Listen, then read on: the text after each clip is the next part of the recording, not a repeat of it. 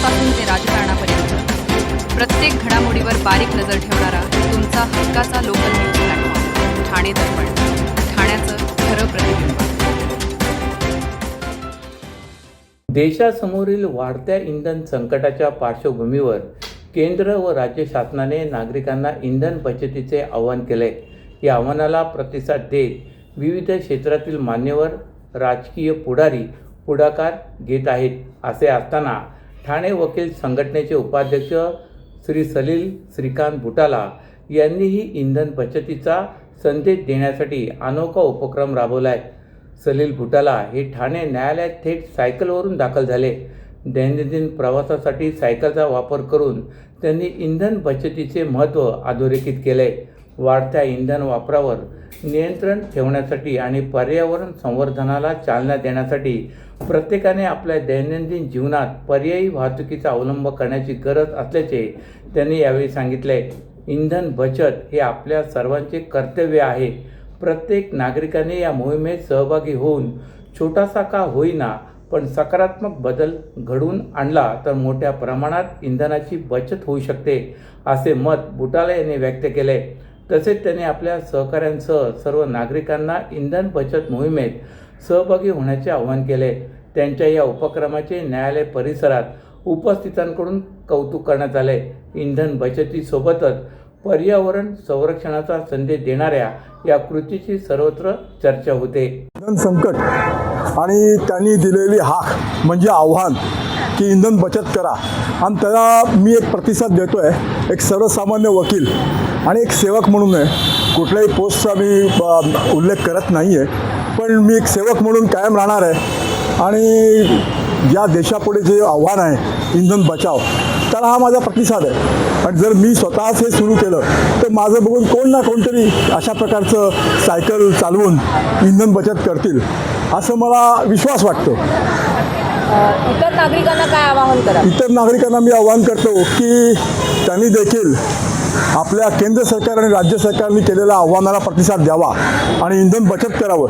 आणि खालीने ज्याप्रमाणे वाटा उचलला त्याप्रमाणे आपण देखील देशकार्यामध्ये आणि अशा संकटामध्ये देशाला मदत करण्यासाठी वाटा उचलणं हे फार जरुरीचं आणि आवश्यक आहे. रस्त्यात थुंकू नको असे सांगणाऱ्या ज्येष्ठ नागरिकाला मारहाण आणि भर रस्त्यातील हत्येच्या घटनांमुळे ठाणे हादरले.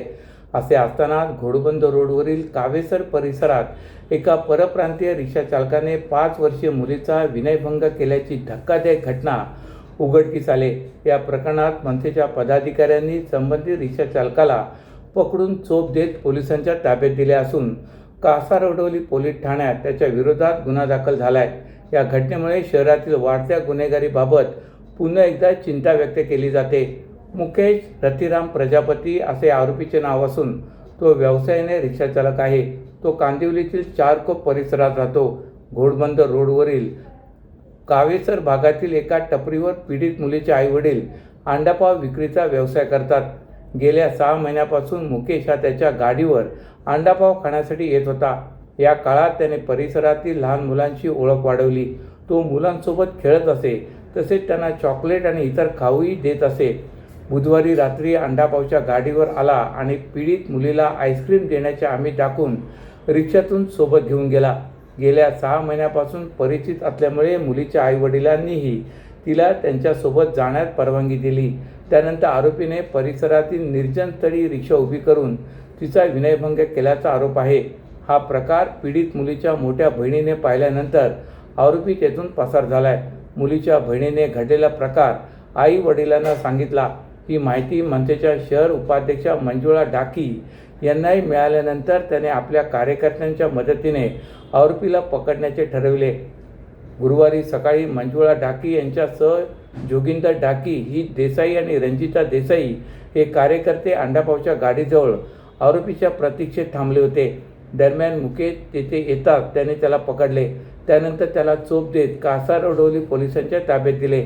या प्रकरणी कासारवडवली पोलीस ठाण्यात गुन्हा दाखल करण्यात आला आहे. नीट पेपर फुटी आणि CBSE परीक्षा घोटाळ्याच्या निषेधार्थ राष्ट्रवादी युवक काँग्रेसच्या शरद पवार गट यांच्या ठाण्यातील कार्यकर्त्यांनी काल ठाण्यात अनोखे आंदोलन केले. जिल्हाधिकारी कार्यालयासमोर केंद्रीय शिक्षण मंत्र्यांच्या वेशभूषेत आणलेल्या प्रतिरूपाला चपलांचा हार घालून आंदोलनकर्त्यांनी केंद्रीय शिक्षण मंत्र्यांच्या राजीनाम्याची मागणी केली. विद्यार्थ्यांच्या भवितव्याशी खेळ करणाऱ्या केंद्र सरकारवरही यावेळी जोरदार टीका करण्यात आली. नीट UG 2024 परीक्षेतील कथित पेपरफुटी, गुणांकनातील अनियमितता आणि निकालातील वादामुळे देशभरात मोठा गदारोळ झाला होता. परीक्षेतील गोंधळ, पुनर्परीक्षेची अनिश्चितता आणि भविष्य संदर्भातील तणावामुळे काही विद्यार्थ्यांनी आत्महत्या केल्याच्या घटना विविध राज्यात समोर आल्यात.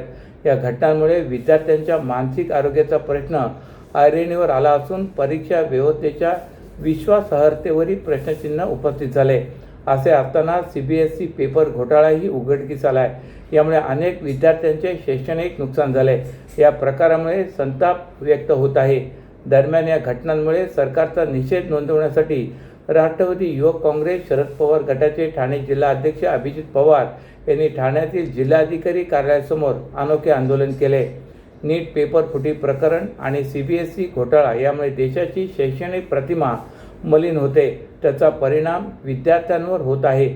या कारणास्तव केंद्रीय शिक्षण मंत्र्यांनी नैतिकतेच्या आधारावर राजीनामा दिला पाहिजे अशी मागणी अभिजित पवार यांनी केली. तुमच्या व्यवसायासाठी खेळते भांडवल, क्षमता विस्तार, आधुनिकीकरण आणि यंत्रसामग्री खरेदीसाठी विश्वसनीय ओव्हरड्राफ्ट सुविधा, कर्ज मर्यादा 7 कोटींपर्यंत, जलद मंजुरी, 120 महिन्यांचा परतफेडीचा कालावधी, TJSB ODS drop against property, TJSB सहकारी बँक लिमिटेड, भरोसे का बँक, भविष्य का बँक. तुमच्या व्यवसायासाठी खेळते भांडवल, क्षमता विस्तार, आधुनिकीकरण आणि यंत्रसामग्री खरेदीसाठी विश्वसनीय ओव्हरड्राफ्ट सुविधा, कर्ज मर्यादा 7 कोटींपर्यंत, जलद मंजुरी, 120 महिन्यांचा परतफेडीचा कालावधी, TJSB ODS drop against property, TJSB सहकारी बँक लिमिटेड, भरोसे का बँक, भविष्य का बँक. तुमच्या व्यवसायासाठी खेळते भांडवल, क्षमता विस्तार, आधुनिकीकरण आणि यंत्रसामग्री खरेदीसाठी विश्वसनीय ओव्हरड्राफ्ट सुविधा, कर्ज मर्यादा 7 कोटींपर्यंत,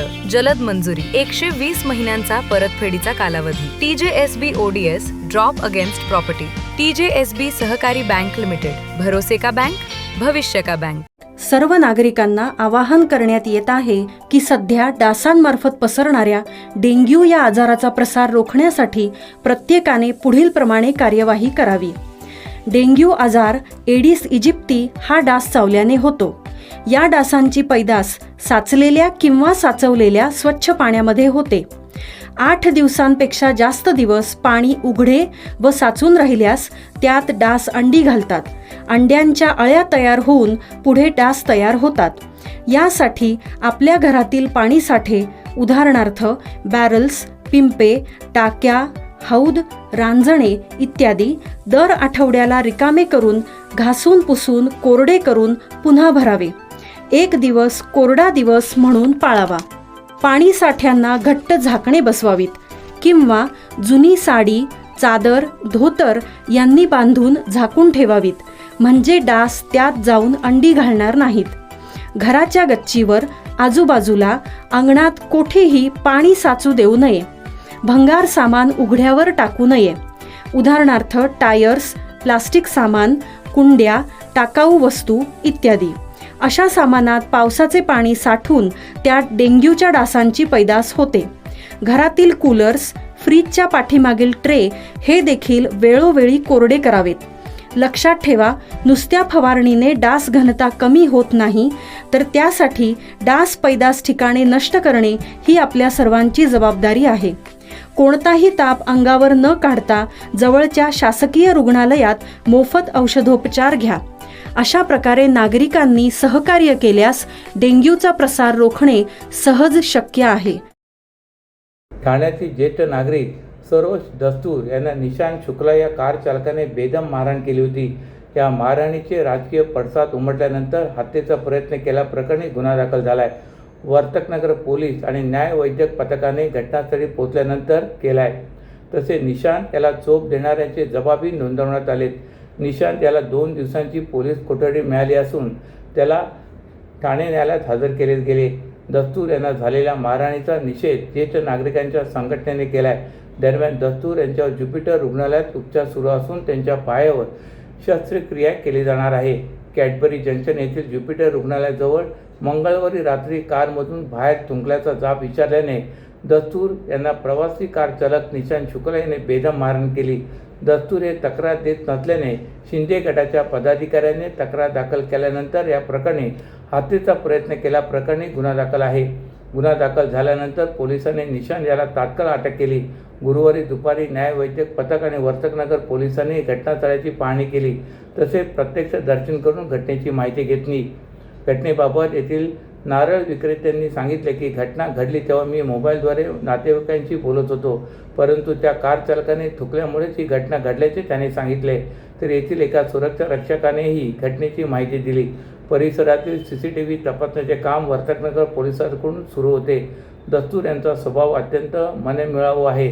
आमच्या गृहसंकुलात कागद किंवा इतर काही कचरा आढळल्यास ते तात्काळ संबंधितांना कळवत असत. आमच्यासोबतही दस्तूर आणि त्यांच्या पत्नी संवाद साधून आमची आपुलकीने चौकशी करत असे. गृहसंकुलातील सुरक्षा रक्षकाने सांगितले की ज्युपिटर रुग्णालयात उपचार घेणाऱ्या दस्तूर यांच्याशी मनसे अध्यक्ष राज ठाकरे आणि खासदार श्रीकांत शिंदे यांनी मोबाईलद्वारे संपर्क साधलाय. तसेच त्यांच्या प्रकृतीची विचारणा करून प्रकृतीची काळजी घेण्यास सांगितले. दस्तूर यांना मारहाण होत असताना त्यांच्या पायाला दुखापत झाली, त्यामुळे त्यांच्या पायाचा अस्थिभंग झाला असून डॉक्टरांनी त्यांना शस्त्रक्रिया करण्यास सांगितलं आहे. येत्या काही दिवसात त्यांच्यावर शस्त्रक्रिया होणार आहे. ठाणे महानगरपालिकेतील महापौर, उपमहापौर आणि अन्य पदाधिकाऱ्यांच्या दालनामध्ये कार्यरत शिपायाच्या गणवेशात बदल करण्याचा प्रस्ताव प्रशासनाने तयार केला असून यानुसार शिपायांना खाकी गणवेशाऐवजी सफारी सूट देण्यासह महापौर कार्यालयातील वरिष्ठ शिपायांसाठी पांढऱ्या रंगाचा गणवेश, अंगावर लाल रंगाचा पट्टा असणार आहे. या संबंधीचा प्रस्ताव येत्या 18 जून रोजी होणाऱ्या सर्वसाधारण सभेपुढे मंजुरीसाठी ठेवण्यात आला आहे. ठाणे महानगरपालिकेतील महापौर, उपमहापौर, सभागृह नेते, विरोधी पक्षनेते तसेच विविध पक्षीय गटनेत्यांच्या कार्यालयामध्ये कार्यरत महापालिका कर्मचाऱ्यांच्या गणवेशात लवकरच बदल होणार आहे. विविध राजकीय पक्षांच्या कार्यालयांमध्ये कार्यरत असलेल्या एकूण 44 कर्मचाऱ्यांचे गणवेश बदलणार आहेत. या कर्मचाऱ्यांना सध्याच्या खाकी गणवेशाऐवजी सफारी सूट देण्याचा प्रस्ताव प्रशासनाने तयार केला असून येत्या 18 जून रोजी होणाऱ्या सर्वसाधारण सभेपुढे हा प्रस्ताव मंजुरीसाठी ठेवण्यात आला आहे. सभेची मंजुरी मिळाल्यानंतर पुढील 2 महिन्यात हे कर्मचारी नव्या गणवेशात दिसण्याची शक्यता आहे. तर शिंदे सेनेचे गटनेते पवन कदम यांनी या संदर्भात प्रस्तावाची सूचना दिली होती. पदाधिकाऱ्यांच्या कार्यालयाचा दर्जा आणि शिस्त लक्षात घेता खाकी गणवेशाऐवजी अधिक आकर्षक आणि औपचारिक स्वरूपाचा सफारी सूट देण्यात यावा अशी मागणी त्यांनी केली होती.